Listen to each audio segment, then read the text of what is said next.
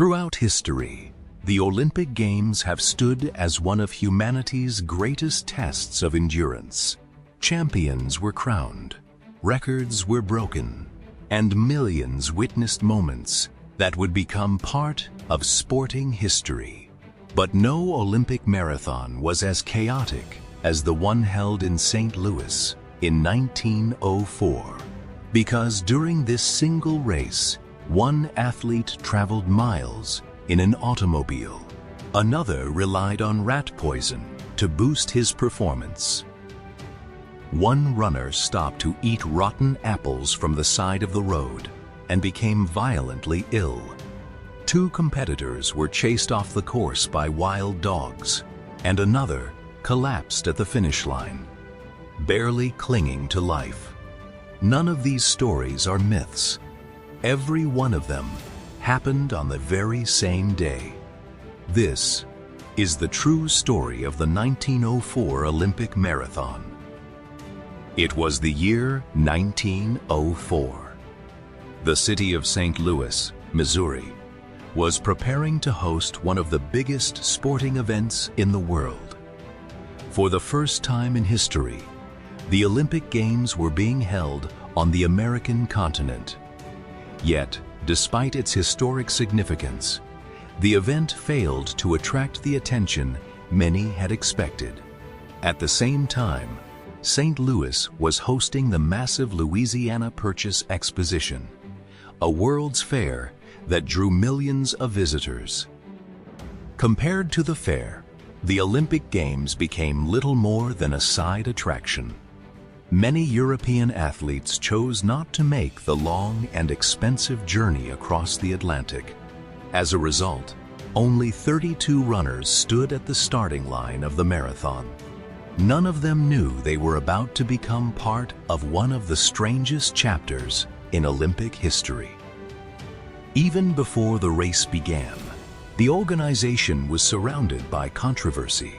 Most of the course consisted of rough dirt roads. Automobiles, official vehicles, and horse-drawn wagons would all share the same route as the runners. Every passing vehicle filled the air with thick clouds of dust. Breathing became harder with every mile. But the most controversial decision involved something even more basic: water.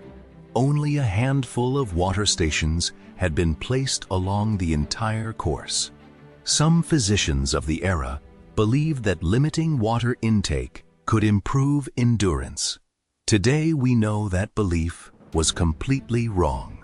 But in Ijjulinsis, it was tested on real Olympic athletes. The race had barely begun before competitors started to struggle. Some fought to catch their breath. Others began vomiting from the heat and dust. But one runner faced an entirely different challenge. His name was Felix Carvajal. The Cuban athlete had lost nearly all of his travel money while gambling on his way to the United States. He arrived in St. Louis with almost nothing. Hours into the race, hunger became impossible to ignore. So he wandered into a nearby orchard and picked a few apples from the trees. Unfortunately, some of the fruit was rotten. Within minutes, severe stomach cramps forced him to stop. He lay beneath a tree to recover. Then he got back on his feet and continued running. Against all odds, he crossed the finish line in 4th place. While Carvajal was battling hunger, another competitor was fighting an entirely different battle. His name was William Garcia. As the race continued, the thick clouds of dust became almost unbearable. Every passing vehicle filled the air with dirt. Every breath burned his lungs. Eventually, Garcia collapsed by the side of the road. His condition became so severe that he began coughing up blood. He was rushed to a nearby hospital. Doctors later reported that the enormous amount of dust he had inhaled had caused serious damage to his lungs. For days, his survival remained uncertain. It was one of the most severe medical emergencies ever recorded during an Olympic marathon. But the day's biggest scandal was still to come. American runner Fred Lors had started the race like everyone else. For the first several miles, he remained among the leading runners. Then disaster struck. Violent leg cramps made it impossible for him to continue. Believing his race was over, Lors climbed into an automobile, driven by members of his support team. The car carried him for nearly 11 miles. Then, unexpectedly, the engine failed. With no other option, Lors stepped out of the vehicle. He decided to run the remaining distance to the finish line. As he entered the stadium, the crowd erupted in celebration. Spectators believed they were witnessing the winner of the Olympic marathon. He crossed the finish line to thunderous applause. Officials began preparing the victory ceremony. For a brief moment, Fred Lors was celebrated as an Olympic champion. But the celebration did not last. Witnesses soon revealed what had happened. The truth spread quickly. Lors had completed a large portion of the marathon inside an automobile. His result was immediately disqualified. What had looked like one of the greatest victories in Olympic history turned into one of its most infamous scandals. With Lors disqualified, all eyes turned to the runner now leading the race. His name was Thomas Hicks. Unlike Lors, Hicks had run the entire course, but the way he reached the finish line would become just as controversial as the race wore on. His strength began to disappear. His coaches feared he would collapse before the finish, so they made a decision that would be unthinkable today. They gave him small doses of strychnine. Today, strychnine is widely known as rat poison.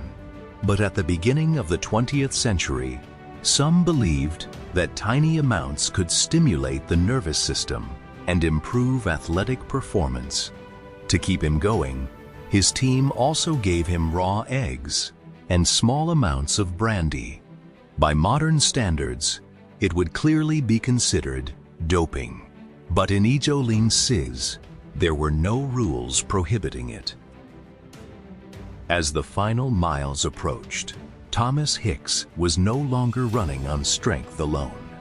His body had reached its absolute limit. His face had turned pale. His eyes struggled to stay focused. Every step demanded more effort than the last. The strychnine, the brandy, the relentless heat, and the dehydration had pushed his body to the edge of collapse. According to eyewitness accounts, Hicks began drifting in and out of consciousness. At times, he seemed unaware of where he was. He reportedly believed he had already crossed the finish line. Even though miles of the course still lay ahead, his coaches refused to let him give up. They encouraged him to keep moving. Sometimes, they held him upright. Sometimes they practically carried him forward between steps. When the stadium finally came into view, Thomas Hicks had almost nothing left. He staggered toward the finish line. Then he crossed it. Moments later, he collapsed. He could no longer stand. Race officials rushed to his side. His body temperature had risen dangerously high. He was barely conscious. Doctors spent hours treating him before his condition finally stabilized. Many historians believe that without immediate medical attention, Thomas Hicks would not have survived. Yet, despite everything that had happened, he was officially declared the winner of the 1904 Olympic marathon. By the end of the race, only 14 of the 32 starters managed to reach the finish line. The rest had withdrawn because of exhaustion, extreme heat, dehydration, dust, or injuries suffered along the course. It had become painfully clear that the greatest challenge that day was not the distance itself, it was surviving the conditions. The race immediately drew criticism. Many questioned the organization. Others condemned the lack of water, the dangerous course, and the experimental ideas that had placed athletes' lives at risk. Over the years, the 1904 Olympic Marathon became an important lesson for the future of endurance sports. Gradually, race organization improved. Medical supervision became standard. Hydration was no longer seen as a weakness, but as a necessity, and performance-enhancing substances eventually became strictly prohibited. Many of the safety rules that athletes follow today exist because competitions like this expose just how dangerous poor planning could be.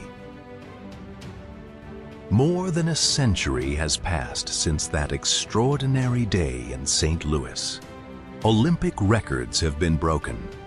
Technology has transformed sport. Training methods have evolved beyond recognition. But no marathon has ever quite matched the sheer chaos of 1904. Because sometimes, history is remembered not for perfection, but for complete and unforgettable madness. Until the next video,